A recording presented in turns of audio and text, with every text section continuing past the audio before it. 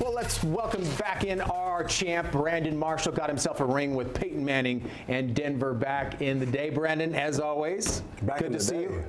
Well, yeah, I mean, it is kind of. I'm feeling old now. Oh, man. It is about 8 I dropped it back in the day on you, didn't I? I apologize. I'm so sorry for that.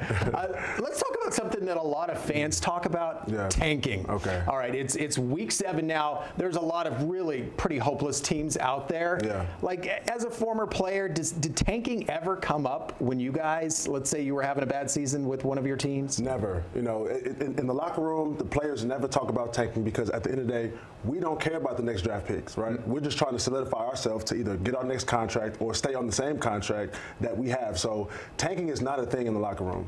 What about, and I'm just throwing this out here, you know, maybe a coach says, hey, fellas, I'm going to start this guy over this guy this week. And they're not saying, hey, we're tanking, but you guys in the locker room realize you're not putting your best guys out there. Have you been in that kind of situation? Oh, absolutely. That's where it can actually start to rear its head. You know, if a coach puts a player on IR or if they decide to trade certain people, if they release people. Now we're wondering, right, our attendants are up. Like, what's going on? Right. Are we really trying to win? Clearly not, because this person would be on the field. So as far as tanking goes, that could happen in the higher-ups. Yeah, and that's out of your hands, obviously. Yeah, right. Well, let's talk about some great players who are on not-so-great teams. Here in Las Vegas, Max Crosby, the guy's unblockable. Great player. You know, you got a Derrick Henry in Tennessee, a Saquon Barkley with New York.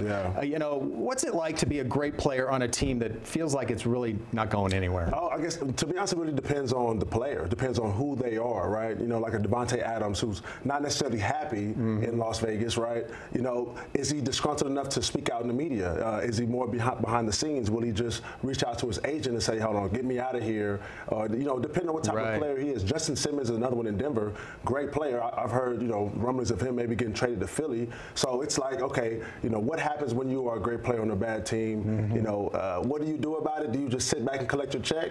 Or do you say, I want to get out of here and win the championship? But I guess that's what makes you a great player is you're not one of those, hey, I'm just going to collect my check kind of guys. Yeah, now you're competitive. Yeah. All right, Brandon Marshall, as always, thank